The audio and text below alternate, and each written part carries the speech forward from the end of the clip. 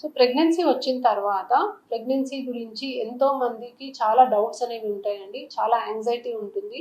So, అది కొత్త definitely. So, pregnancy వచ్చినప్పుడు ఒక లైఫ్ పెరుగుతుంది లోపల. ఎంత జాగ్రత్తగా ఉండాలి అనేది ఒక ఫీలింగ్ ఉంటుంది. సో, ఇలాంటి ఒక డౌటే మనకి ట్రావెల్ గురించి అడుగుతూ ఉంటారండి. ఎటువంటి ట్రాన్స్‌పోర్ట్ ప్రెగ్నెన్సీలో సేఫ్ అనేది అడుగుతూ ఉంటారు.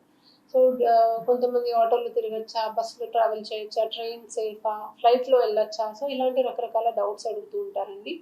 ఆహ్, ఏదేమైనా మళ్ళీ రోడ్ బాగోకపోతే ట్రావెల్ చేస్తే ఎట్లా? బంపీ రోడ్స్ ఉంటే ఎళ్ళినప్పుడు ఏదైనా ప్రాబ్లమ్ అవుతదా? ఇట్లా అడుగుతూ ఉంటారు. సో, నిజానికి హెల్తీ ప్రెగ్నెన్సీ ఉన్నప్పుడు ఎటువంటి మీన్స్ ఆఫ్ ట్రాన్స్‌పోర్ట్ అయినా కూడా యాక్చువల్లీ ప్రెగ్నెన్సీ ఎఫెక్ట్ అవ్వదండి. కానీ డెఫినెట్‌లీ కొంతవరకు జాగ్రత్తలు తీసుకోమని మేము సజెస్ట్ చేస్తాము. సో, టూ వీలర్ కానీ ఎక్కువ సేపు టూ వీలర్ మీద ఉంటే డెఫినెట్‌లీ బ్యాక్ ఎక్ రావడానికి అవకాశం ఉంటుంది.